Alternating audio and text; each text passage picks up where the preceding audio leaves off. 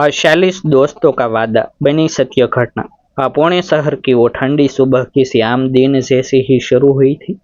लेकिन किसी ने नहीं सोचा था कि यह दिन 40 दोस्तों की जिंदगी हमेशा के लिए बदल देगा। सूरज अभी पूरी तरह निकला भी नहीं था। सड़कों पर हल्की धुंध तैर रही थी और ऑफिस जाने वालों की हलचल धीरे धीरे बढ़ रही थी। इसी शहर में रहता था अर्जुन, एक हंसमुख, जिंदा दिल और हर किसी के चेहरे पर मुस्कान लाने वाला इंसान। उसके दोस्त उसे मजाक में गोलू कहते थे, क्योंकि वह हर किसी को जोड़ कर रखता था। अर्जुन की उम्र सिर्फ 32 साल थी। उसकी दुनिया छोटी लेकिन खूबसूरत थी। माँ, पत्नी नेहा और उसका 5 साल का बेटा आरव। जिंदगी साधारण थी, लेकिन खुशियों से भरी हुई। हर वीकेंड पर दोस्तों के साथ मिलना, क्रिकेट खेलना और देर रात तक चाय पर हंसी मजाक करना उसकी दिनचर्या का हिस्सा था। उसके 40 दोस्तों का एक ग्रुप था, स्कूल से लेकर कॉलेज और फिर नौकरी तक के दोस्त, जो हर खुशी और दुख में साथ खड़े रहते थे। लेकिन उस सुबह एक ऐसा हादसा हुआ जिसने सब कुछ बदल दिया। अर्जुन अपनी बाइक से ऑफिस जा रहा था। सड़क थोड़ी फिसलन भरी थी और सामने से आ रही तेज रफ्तार ट्रक ने अचानक नियंत्रण खो दिया। कुछ ही सेकंड में सब खत्म हो गया। लोगों की भीड़ जमा हो गई, एम्बुलेंस आई, लेकिन अर्जुन अब इस दुनिया में नहीं था। खबर जैसे ही उसके दोस्तों तक पहुंची, सब कुछ जैसे थम गया। किसी को यकीन ही नहीं हो रहा था कि जो इंसान कल रात तक हंस रहा था, आज वो नहीं रहा। अस्पताल के बाहर 40 दोस्त खड़े थे, आंखों में आंसू और दिल में दर्द और दिमाग में एक ही सवाल, अब आगे क्या। अर्जुन के घर का माहौल तो और भी दर्दनाक था। उसकी माँ बेसुध पड़ी थी। पत्नी नेहा की आंखों से आंसू रोकने का नाम नहीं ले रहे थे और छोटा आरव बार बार पूछ रहा था, पापा कब आएंगे। उस मासूम सवाल का जवाब किसी के पास नहीं था। अंतिम संस्कार के बाद सभी दोस्त एक जगह इकट्ठा हुए। वहां सन्नाटा था, लेकिन उस सन्नाटे के बीच एक भावना थी, कुछ करने की, कुछ ऐसा जो अर्जुन के जाने के बाद उसके परिवार को टूटने से बचा सके। हम सिर्फ रोकर उसे भूल नहीं सकते, रोहित ने कहा, जो अर्जुन का सबसे करीबी दोस्त था। अर्जुन हमेशा कहता था, दोस्ती सिर्फ साथ हंसने के लिए नहीं होती, मुश्किल वक्त में खड़े होने के लिए होती है। यह बात सभी के दिल में उतर गई। उस दिन 40 दोस्तों ने एक फैसला लिया, एक ऐसा फैसला जो सिर्फ शब्दों तक सीमित नहीं था, बल्कि एक जिम्मेदारी थी। उन्होंने तय किया कि अर्जुन का परिवार कभी अकेला महसूस नहीं करेगा। पहला कदम था एक घर। अर्जुन किराए के छोटे से मकान में रहता था। उसकी मौत के बाद परिवार के लिए किराया देना भी मुश्किल हो जाता। दोस्तों ने मिलकर फंड इकट्ठा करना शुरू किया। किसी ने अपनी सेविंग्स दी, किसी ने अपनी सैलरी का बड़ा हिस्सा और कुछ ने लोन तक लिया। हर दोस्त ने एक ही बात कही, यह सिर्फ मदद नहीं, यह हमारा फर्ज है। कुछ ही महीनों में उन्होंने पुणे के बाहरी इलाके में एक छोटा लेकिन खूबसूरत घर बनवाया। जब नेहा को चाबी दी गई तो उसकी आंखों से आंसू बह निकले, लेकिन इस बार वो दर्द के नहीं, कृतज्ञता के आंसू थे। लेकिन कहानी यहीं खत्म नहीं होती। दोस्तों ने सिर्फ घर बनवाकर अपनी जिम्मेदारी खत्म नहीं मानी। उन्होंने एक और बड़ा फैसला लिया, हर महीने 15,000 की मदद। उन्होंने एक सिस्टम बनाया, हर महीने 40 दोस्तों में से हर कोई एक निश्चित राशि देगा, जिससे अर्जुन के परिवार को 15,000 हर महीने मिलेंगे।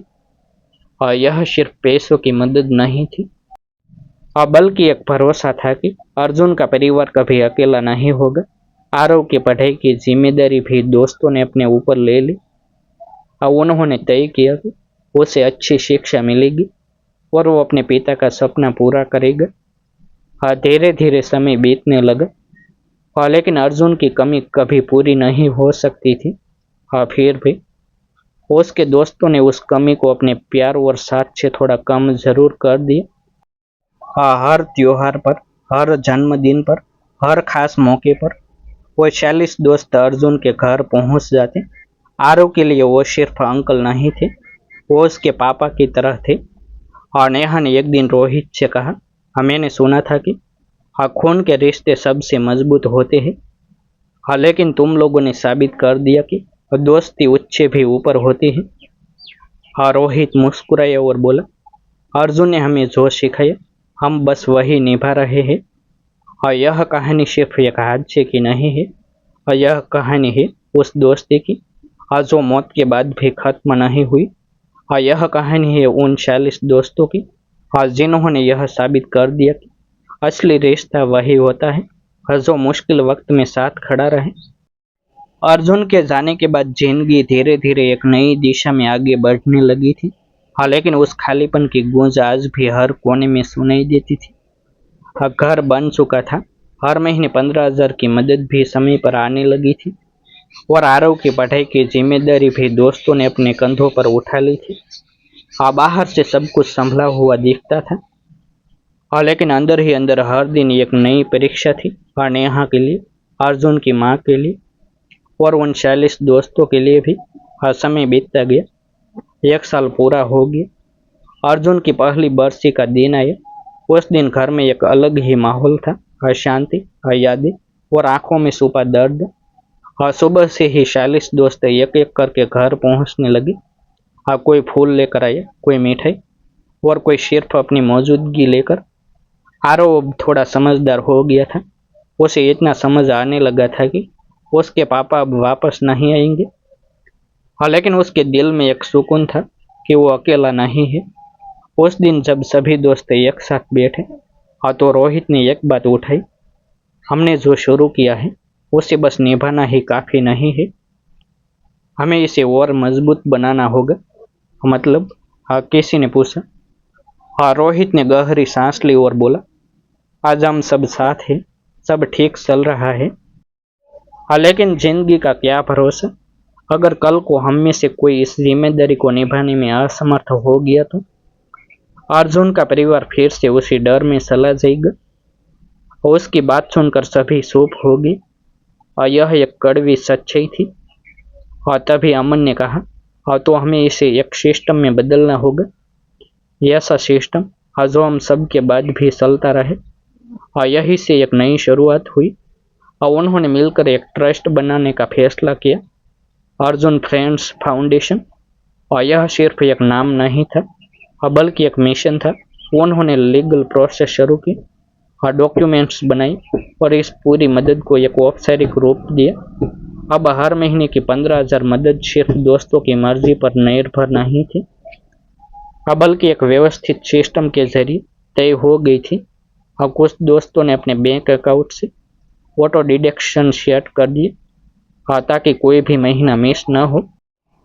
लेकिन इस कहानी में असली मोड़ तब आया जब उन्होंने सिर्फ अर्जुन के परिवार तक ही सीमित न रहने का फैसला किया। पुणे में ऐसे कितने परिवार होंगे जो किसी हादसे के बाद टूट जाते हैं। करण ने कहा, अगर हम 40 लोग मिलकर एक परिवार को संभाल सकते हैं तो क्यों ना और के लिए भी कुछ करें।